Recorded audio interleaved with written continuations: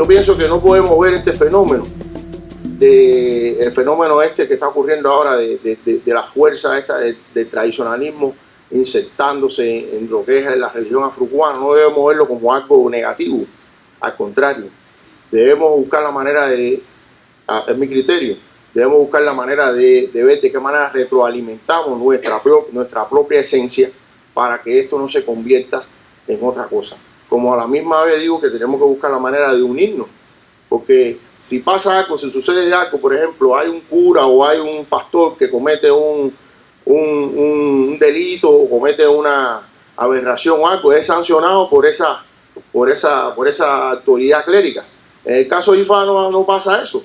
En el caso de IFA cualquiera hace cualquier cosa, están acabando la gente por ahí, no hay manera de que uno pueda controlar eso.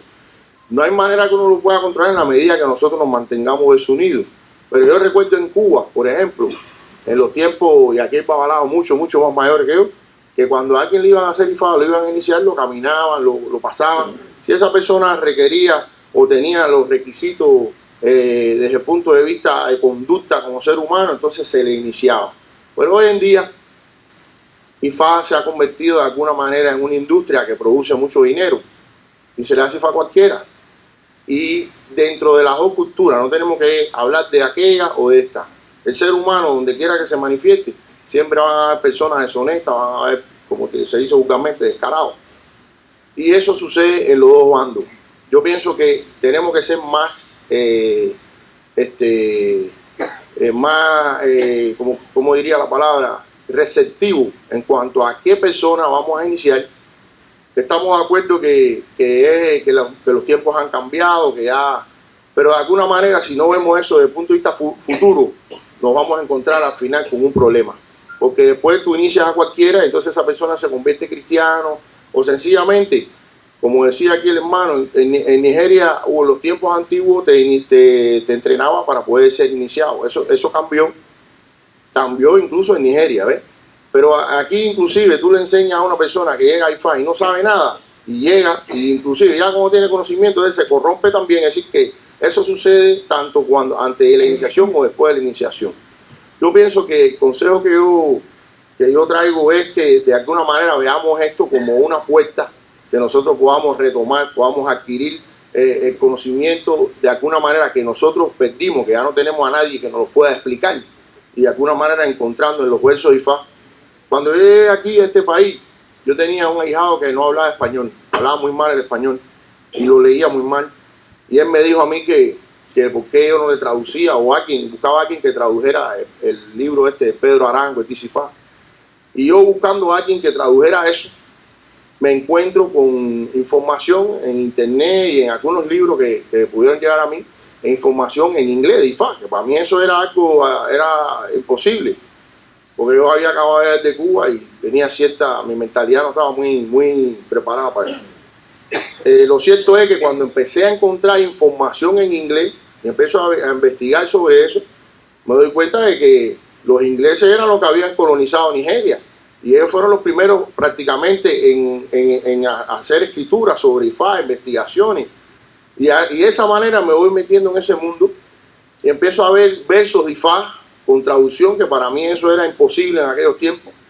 Y cuando yo empecé a ver lo que decían esos versos que yo leía, empecé a ver la traducción, entonces empecé a ver IFA de otra forma. Entonces yo del solto, de alguna manera, sí, seguimos siendo ignorantes, pero cuando nos damos cuenta que somos ignorantes, entonces ya la cosa cambia, porque ya uno empieza a ver las cosas distintas. Yo creo que los tiempos han cambiado, ¿verdad? Los tiempos han cambiado, y gracias a eso nosotros estamos sentados aquí hoy. En ningún momento, ni en Cuba, ni en otro lugar, pudiéramos estar tomando o hablando temas sobre IFA, sobre Osha. Yo pienso que el mismo idioma o la falta del idioma, no estoy diciendo con esto ahora todo el mundo tiene que aprender yoruba, porque yo mismo no hablo yoruba, pero sí de alguna manera superarnos en cuanto a eso. Porque si llega cualquiera y nos hizo un canto y el canto nos gusta o nos suena bonito al oído, lo repetimos. Entonces lo que estamos es precisamente fomentando eso. Hay muchos babalaos, inclusive babalaos que tienen muchos años IFA, y de alguna manera uno que es joven lo ve como un líder, y de alguna manera si los mayores tampoco entran en ese mismo proceso, entonces los que le seguimos los que estamos viendo a los mayores como unos líderes, entonces ¿dónde vamos a parar con esto?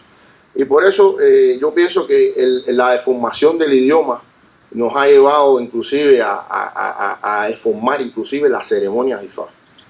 Cuando me refiero a Ifá también me refiero a Ocha, ¿no?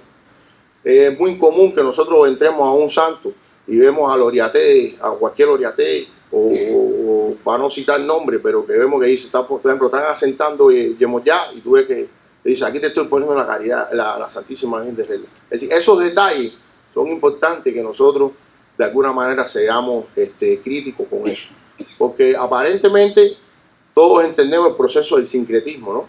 Es decir, sabemos cómo surgió el sincretismo de la mezcla de la religión católica con la religión yoruba.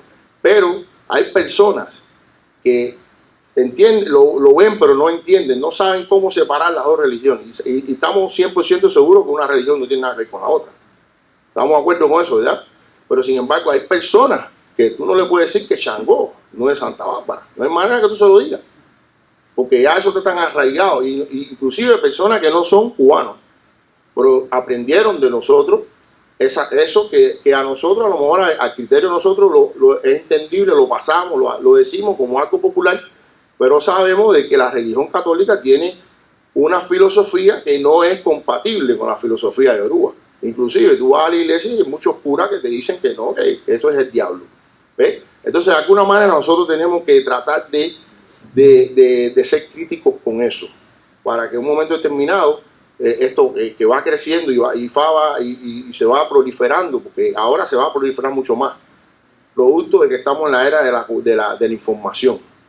Ahora cualquiera se va a mirar a tu casa y tiene en el teléfono, tú le estás hablando cualquier otro Ifá y él mismo lo está leyendo ahí. ¿Ves? Entonces nosotros tenemos que ser muy cuidadosos en los pasos que estamos dando. Pienso que ahora el babalao tiene que tener mucha más preparación, producto de eso mismo, de que la información está ahí en todos los lugares y la gente son más exigentes a las personas, a los ahijados, los clientes, whatever, ser más exigentes. Entonces los babalaos y los oloristas también tenemos que estar más preparados. En este sentido, quería tocar un tema sobre la misma malformación del lenguaje que ha llevado a la malformación de las mismas ceremonias. Por ejemplo, la mayoría de los babalaos que estamos aquí sabemos lo que es un parardo. Hoy en día existen 3 tipos de parardo. Existe parardo, oparardo y cuarardo. Y cada cosa tiene su explicación. Pero si lo llevamos a la palabra como tal, OPA, quiere decir matar, y ardo quiere decir espalda. Esto es un ejemplo que le pongo para que ustedes entiendan el ejemplo que le quiero poner. Entonces quiere decir matar detrás. Pero ¿qué pasa? Cuando tú lo escribes, tú lo puedes escribir con O o lo puedes escribir con P, porque la P suena como una Q o una K. El resultado que parardo o parardo y cuarardo es lo mismo, pero sencillamente cuando tú lo pronuncias es diferente. Pero ya vemos que no solamente el nombre, sino que hay 3 tipos de cosas. Si el parardo es una cosa, el oparardo es otra y el cuarardo es otra. Cuando tú investigas sobre eso, de qué cosa quiere decir la palabra cuarto, se ha ido que el parardo tenga ciertas combinaciones, por ejemplo, tú lo quieras combinar con un oricha, esto, pero no deja de ser un parardo. ¿Me entiendes? Igual que, por ejemplo, Akpayeru, todo el mundo dice que es, o nosotros sabemos que es un herbo que no lleva animales, que lo que lleva es pluma. ¿Ves? Mucha gente dice que parardo no es herbo, es decir, Akpayeru no es herbo. Y si te pones a analizar y es una palabra compuesta y te pones a dividirla, Opa quiere decir matar, Opa ni Yeru, y es de animales, de pluma, y Yeru de regalo. Sabemos que en la cultura de Yoruba se practica de alguna manera esto. Si tú haces un sacrificio y los animales no hay que sacrificarlos, en este caso no hay que matarlos, se pregunta qué se hace con esos animales. Vamos a suponer que los animales hay que regalarlos. Eso es lo que se llama Eru, quiere decir regalo. Es decir, Ifá le regala a ese animal al babalao. Es decir, que no lo tiene que sacrificar, pero el babalao tiene que poner pluma de ese animal dentro del herbo para de alguna manera hacer saber de que el animal estaba presente en el herbo. Es decir, Opa ni Eru, que de alguna manera quiere decir, arráncale pluma al animal que no mataste. Es decir, que ese tipo de detalles o ese tipo de cosas que aparentemente no son importantes, sí son importantes porque sustituyen una ceremonia totalmente. Y de alguna manera yo pienso que nosotros hoy en día tenemos la posibilidad a través de eso de poder enriquecer lo que tenemos, no perderlo, porque se convierte sencillamente en otra religión. Aquí hay babalaos que tienen 30 años IFA y saben lo que estoy hablando. En la época que ellos hicieron IFA era una cosa, después a los 10 años fue otra, a los 20 años fue otra y a los 30 es otra. Entonces ahí es donde está el detalle, no irnos de la esencia, porque si nos vamos de la esencia, entonces ¿a dónde vamos a parar?